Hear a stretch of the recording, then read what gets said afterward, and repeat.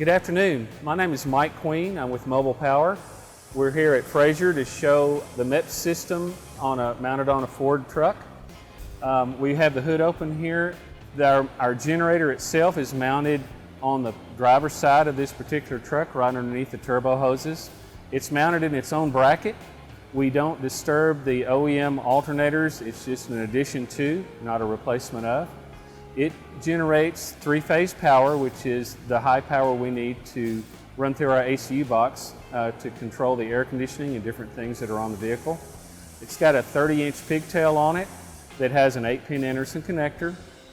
So we have an extension cable that will take it from the generator back to the ACU box, which I'll show you in a few minutes, and all it does is plug in. So there's no cutting or wiring or anything associated with this. It'll run under the truck, normally tie wrapped around the OEM wires for safety. So if you'll follow me, I'll show you the ACU now.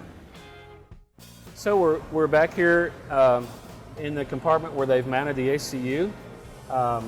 They cut vents in the top and the bottom for airflow, so it will pull air through the inside of the cab to keep it nice and cool.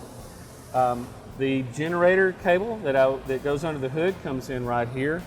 Once again, it's an 8-pin Anderson connector. It plugs right into the unit.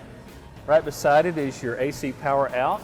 In the ignition kit, we supply the terminals so you can connect it to your SO cable and run it where it needs to go.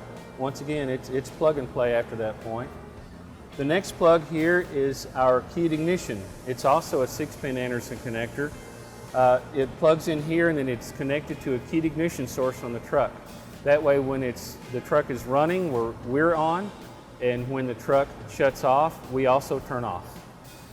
This is the remote panel, which I'll show you here in just a moment. It simply plugs into the box, so all the connections that go into the box do plug in. They don't wire in directly. So we're going to go to this next panel and I'll show you where the cables go. This is the power out cable right here. It goes up, it goes into the transfer switch. They've got shore power and also the MEPS power here, so when you plug into shore power, it automatically flips over. When you unplug it, of course, the MEPS system starts taking over. Here's the cable that runs to the remote panel. They've got it mounted right here. It's mounted back here because it's not needed in regular operation. This is strictly for diagnostics and to see how the system's performing. You'll see different writings on here. It's also got a LED bar at the bottom. That tells us, while it's running, what percentage of power you're using at a specific RPM. So that helps us adjust and also know what kind of loads that it will take. It also has different things like low speed, low battery, power fault, overload, and high temp converter. That tells us if there's an issue with it.